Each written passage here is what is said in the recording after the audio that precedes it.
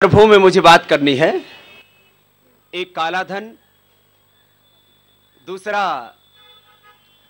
काले धन भ्रष्टाचार और व्यवस्था परिवर्तन को लेकर के जो हमने पिछले लगभग 5 वर्षों से पूरे देश भर में आंदोलन शुरू किया उसके संदर्भ में, और तीसरा रायबरेली के संदर्भ में। पिछले दिनों पूरे देश भर में मैं घूमा और अब जब लगभग सभी लोकसभा क्षेत्रों में प्रत्याशियों की घोषणा हो चुकी है और कांग्रेस की तरफ से तो आदरणीय सोनिया गांधी जी का लड़ना सुनिश्चित है ही, परंतु उनके मुकाबले में कोई महारथी उतर नहीं रहा। हजारों कार्यकर्ताओं ने और सभाओं में भी लाखों लोगों ने मुझसे कहा, बाबा जी, जब कोई दमदार प्रत्याशी यूपीए की जो चेयरपर्सन है, जो दुनिया की सबसे शक्तिशाली महिला मानी जाती हैं, उनके खिलाफ उतरने के लिए कोई ताल नहीं ठोक रहा तो आप ही उतर जाओ। तो हमने कहा कि मैंने ये भीष्म प्रतिज्ञा की हुई है कि मैं कभी राजनीतिक चुनाव नहीं लड़ूंगा। मेरी प्रतिज्ञा की हानि भी ना हो और देश की भी हानि ना हो, और ये राजनीति का पाप साफ हो और देश को इंसाफ मिले। इसलिए मैंने इस संदर्भ में खूब चिंतन मंथन किया और मैंने एक योजना बताई, और इसलिए मैं मीडिया के सामने उस बात को रखना चाहता हूं। हो सकता है मैं ये बात बीजेपी के शीर्ष नेतृत्व से टेलीफोन पर भी कर सकता था, उनसे मिलकर के भी कर सकता था, लेकिन इसमें ना नुकर की गुंजाइश हो सकती थी। इसलिए सोनिया गांधी के खिलाफ यूपीए 1 और 2 ने जो घोटालों का, काले धन का और भ्रष्टाचार का रिकॉर्ड बनाया है, उससे भारत शर्मसार है पूरी दुनिया के सामने। और उन तमाम घोटालों की, भ्रष्टाचार की और जो लाखों करोड़ का काला धन जमा हुआ है, उसकी नैतिक और राजनीतिक जिम्मेदारी आदरणीय सोनिया गांधी जी की है। और देश की अर्थव्यवस्था को एकदम गर्त में पहुंचा दिया, उसका बंटाधार कर दिया। रुपए की जो कीमत आजादी के वक्त करीब करीब डॉलर और पाउंड के बराबर हुआ करती थी, आज 1 पाउंड खरीदने के लिए 100 रुपए से ज्यादा और 1 डॉलर खरीदने के लिए 60 से 67 रुपए हमें पे करने पड़ते हैं। रुपए की बदहाली की, देश में महंगाई, बेरोजगारी, गरीबी बढ़ा दी। जो सोने की चिड़िया देश कहलाता था, उसको दरिद्र बना दिया, कंगाल बना दिया। मेरे लिए ये पूरा 2014 का चुनाव एक तरफ है और इस पूरी राजनीतिक व्यवस्था को, लोकतंत्र और लोकतांत्रिक संस्थाओं को जिसने बंधक बना लिया है, उस सोनिया गांधी जी का हराना एक तरफ है। इसलिए मैं आज मीडिया के माध्यम से बीजेपी के शीर्ष नेतृत्व से भी आह्वान करूंगा कि अपनी ओर से एक मजबूत, ईमानदार, दमदार प्रत्याशी वहां से उतारे, क्योंकि आदरणीय मुलायम सिंह जी ने तो पहले से ही प्रतिज्ञा कर ली है कि वो सोनिया गांधी और राहुल गांधी के खिलाफ प्रत्याशी नहीं उतारेंगे। मैंने बहुत सोचा कि कौन व्यक्ति हो सकता है जो सोनिया गांधी का डटकर मुकाबला कर सके, तो मेरे ज़हन में एक नाम उभरा, उमा भारती जी का। यद्यपि पार्टी उनको झांसी से टिकट देने के लिए उनका नाम घोषित कर चुकी है, लेकिन मुझे पूरी उम्मीद है, मैंने आज बात करने की कोशिश की, लेकिन वो ट्रेन में है और मुझे पता लगा कि वो रानी लक्ष्मीबाई के समाधि स्थल पर, उनके बलिदान शहादत के स्थान पर जाकर के उनको प्रणाम करने वाली हैं। तो वो साहस दिखाएं और झांसी को छोड़ करके, अब इस समय झांसी वाला मुकाबला रायबरेली से होने वाला है, इसलिए वो मेरे इस प्रस्ताव को अस्वीकार नहीं करेंगे, ऐसे मुझे विश्वास है। और बीजेपी का शीर्ष नेतृत्व भी, जब देश के लोग चाहते हैं कि एक वहां से कद्दावर नेता को उतारा जाए चुनावी जंग में, तो बीजेपी के लोग भी लाखों करोड़ों लोगों की भावनाओं का अनादर नहीं करेंगे। केवल राजनीतिक दृष्टि से ही मैंने कहा, लोकतंत्र और लोकतांत्रिक संस्थाओं को बंधक नहीं बनाया है, इस देश को गर्त में पहुंचाया है। और राजनीतिक पापों के साथ धार्मिक, सांस्कृतिक, सामाजिक पाप भी किए हैं। इस देश में पिंक रिवोल्यूशन के नाम पर 1 करोड़ गायों की कत्ल करवाती हैं वो, और 1 करोड़ गायों को तस्करी के द्वारा बांग्लादेश भिजवाने के लिए खुली छूट देती हैं वो। और इतना ही नहीं, वो साधु संतों से और भारतीय संस्कृति से घोर नफरत करती है। मैं भी एक हिंदू परिवार में पैदा हुआ हूं ईश्वरीय व्यवस्था के अनुसार, लेकिन मैं ईसाई और मुसलमान से घृणा, नफरत नहीं करता। ये देश के लिए एक बहुत खतरनाक, देश के लिए एक बहुत बड़ा चुनौती भरा प्रश्न है कि राजनीति में एक ऐसी महिला का दबदबा है जो इस हिंदुस्तान की करोड़ों वर्षों पुरानी परंपराओं को नष्ट करने पर तुली हुई है। एक तरफ आर्थिक पाप, दूसरी तरफ राजनीतिक पाप, तीसरी तरफ ये सामाजिक, सांस्कृतिक, आध्यात्मिक पाप इस देश पर जब मैं देखता हूं तब मुझे लगता है कि आज 125 करोड़ का हिंदुस्तान, क्या ये वीर प्रसूता भारत माता बांझ हो गई है, जो इसमें ऐसा कोई बेटा और बेटी ना हो जो ऐसी महिला का मुकाबला कर सके और उसको उसकी सही जगह पहुंचा सके। तब मैंने उमा भारती जी का नाम लिया और मुझे लगता है वो इस साहसपूर्ण चुनौती को स्वीकार करेंगी और इस देश को इंसाफ दिलाने के लिए वो मेरे इस आग्रह को भी स्वीकार करेंगी। और यदि उमा भारती जी इस आग्रह को स्वीकार करती हैं तो रायबरेली में मैं स्वयं जाऊंगा और हजारों लोगों को वहां पर खड़ा करूंगा। लोग घर घर जाएंगे और इस महिला की असलियत भी बताएंगे। 1999 और 2004 के चुनाव में एफिडेविट भर करके इस महिला ने देश के साथ झूठ बोला कि कैम्ब्रिज में इंग्लिश में कोई बहुत बड़ी डिग्री ली हुई है, बाद में कहा कि प्रिंटिंग मिस्टेक थी। भारत की प्रतिष्ठा को पूरी दुनिया में गिरा दिया है और हम हिंदुस्तानियों को नीचा देखना पड़ता है। लाखों करोड़ हमारा बाहर जमा हो गया, लाखों करोड़ यहां।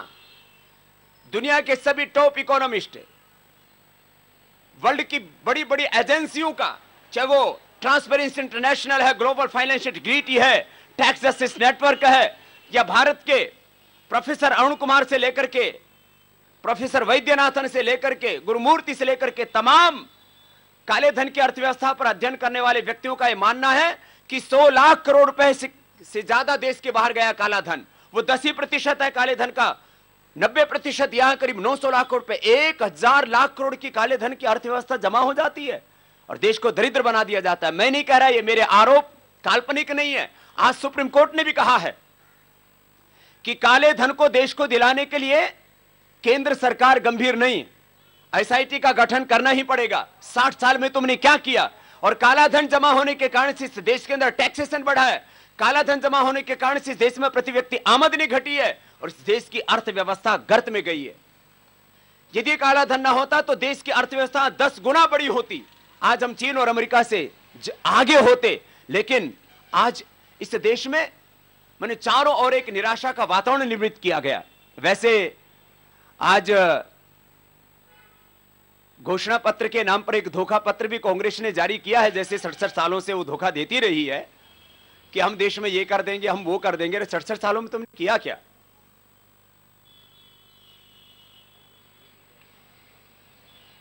लेकिन उसमें काले धन के ऊपर मौन है, भ्रष्टाचार के ऊपर मौन है और भ्रष्टाचारियों को जो आदर्श सोसाइटी घोटाले से लेकर के तमाम घोटालों में लिप्त रहे उनको टिकट भी दे रहे हैं।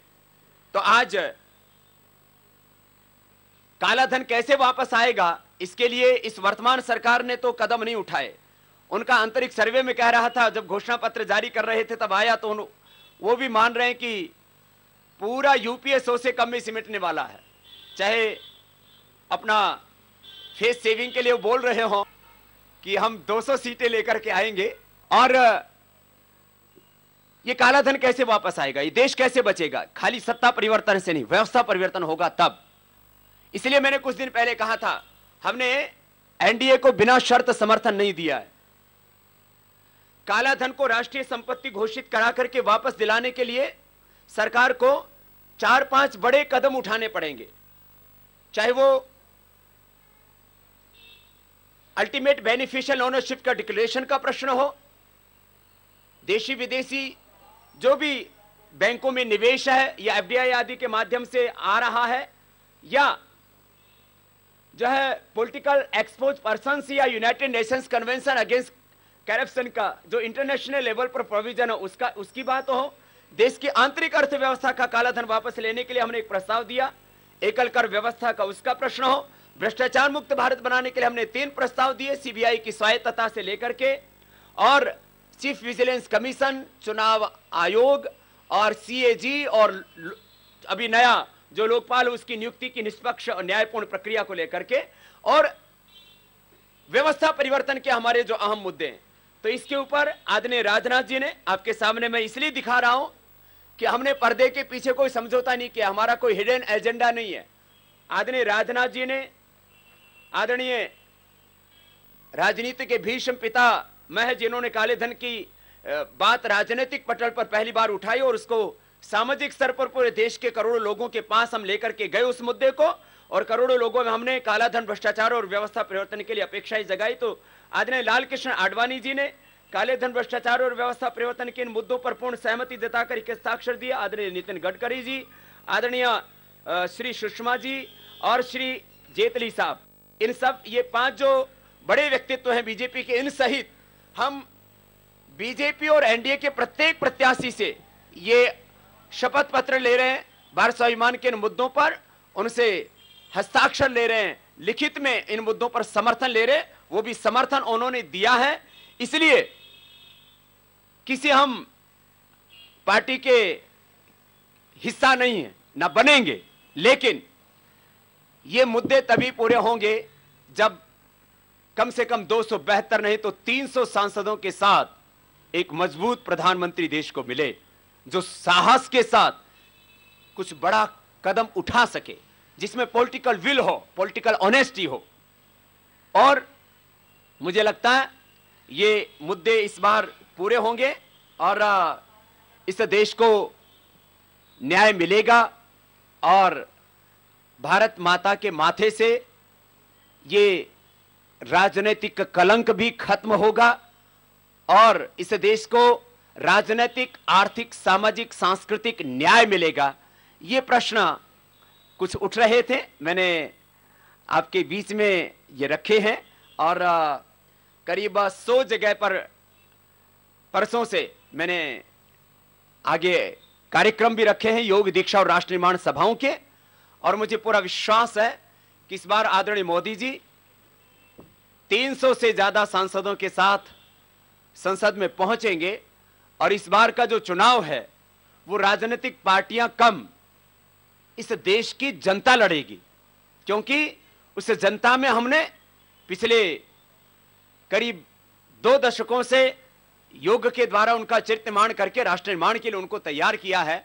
और जो राजनीतिक पंडित हिसाब किताब लगा रहे हैं अलग अलग सर्वेक्षणों के, ओपिनियन पोल्स के, उनसे भी ज्यादा आश्चर्यजनक परिणाम इस बार के चुनाव में देखने को मिलेंगे। देखो, मैंने अपनी बात कह दी, और इसलिए कही क्योंकि हजारों लोगों ने प्रत्यक्ष रूप से मिलकर के मुझसे कहा कि बाबा जी रायबरेली में क्या हो रहा है। ये पिछले 3-4 महीनों से लगातार चर्चा चल रही थी, और जब बीजेपी ने इस बारे में कोई निर्णायक फैसला नहीं लिया, इसलिए मुझे ये बात कहनी पड़ रही है।